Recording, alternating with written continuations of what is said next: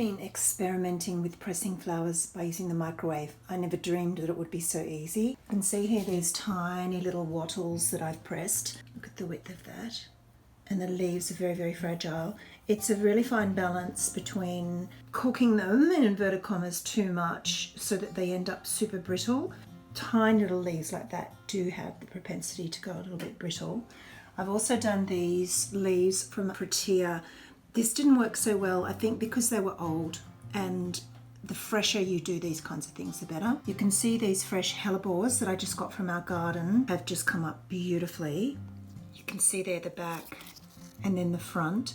The little stamens do suffer a bit. You can see how compressed they are there, but it's still a super cool texture, and they're nice and dry and thin, and they've just come up really, really beautifully.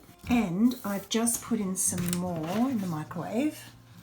And all I do is fold over a sheet of paper, and then I pop in paper towel.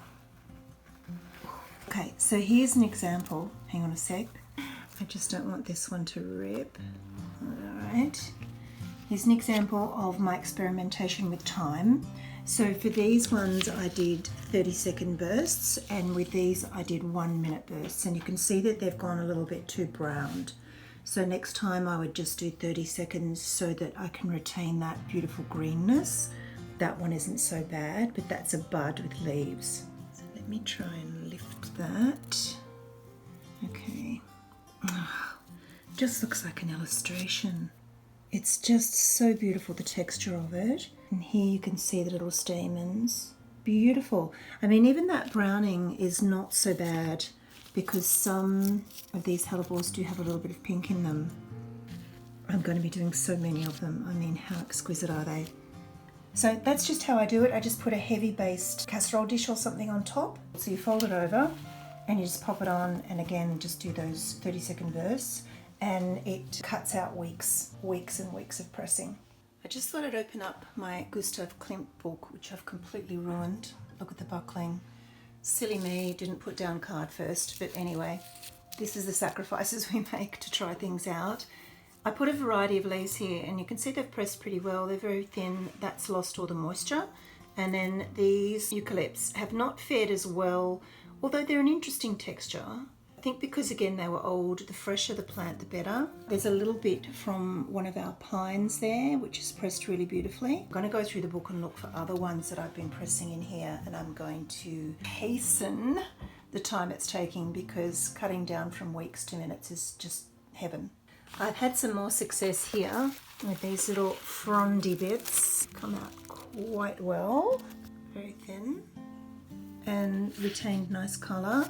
I wouldn't need to microwave those. And then maple seeds, they have dried off beautifully. You can see that colour with the green is just beautiful. These are protea parts, but also I actually put them in far too late, like they're from a flower that was really ailing.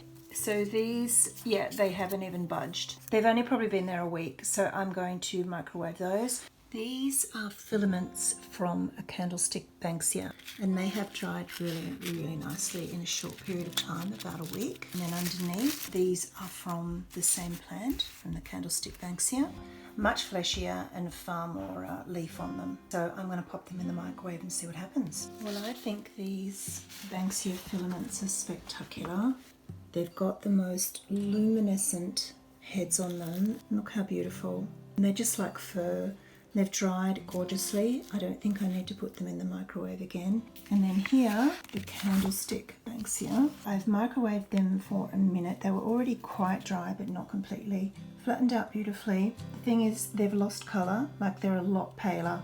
That's not such a bad thing, but it's just a good thing to keep in mind. And I'm going to let them sit now and dry naturally. I have some progression here. This is the tiny little hellebore bud. It's still okay, but it's just brown too much. It was like a lovely beigey colour, and it was still a little bit moist. So I just thought I'd give it another 10 seconds. It's just kind of ruined it. This is Live and Learn. You are learning through me, and you won't make these mistakes. You can see there's been a little bit of burning going on here. It's just with one of the leaves, although that colour is superb. These are the protea parts, and they've flattened and dried beautifully. These leaves have also flattened quite well and are much drier and crisper, which is great. And I actually think that that burning happened because I was putting the same ceramic dish on top each time and the dish was getting very hot. So I'm thinking that that happened because of the dish on top rather than just having that extra heat. So that's a lesson. The same has happened here a tiny bit with a little bit of burning, and these are prettier parts. And they're the more brown ones that had dried quite a bit already, but they've come up beautifully, and I actually really love the colours. There's the tiniest hint of a burgundy colour, a purpley burgundy that you can see. They've worked out really, really nicely. This one is those fern-like leaves that are very fine. I gave them 15 seconds to start, and I didn't sort of push it. I just did 15-second bursts just in case. I think it's worked beautifully. Now they are almost completely dry, I would think, but maybe they can do with a bit more air drying. Lovely and thin, nice and firm. See how firm that is when that was just flopping before. Now I use a convection microwave oven so it doesn't spin, and that might have bearing as well on how these fare.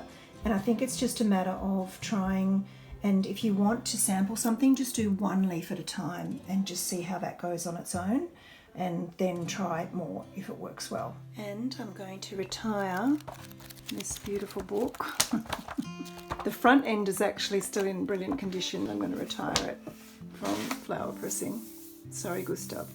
Overall, I'm so delighted with how these are going that I've decided to open up my press. There are some flowers that you simply cannot use in the microwave, flowers that are very, very delicate and very moist, and others obviously, as you can see here, fare really well. But I am going to undo this press. It's been about 10 days to 2 weeks, and I'm excited to see how things have unfolded, but I am an impatient person and I'm an eager person, and I'm so happy with how some of these have come out that I'm going to see if any of these can go in the microwave as well. So let's open and have a look.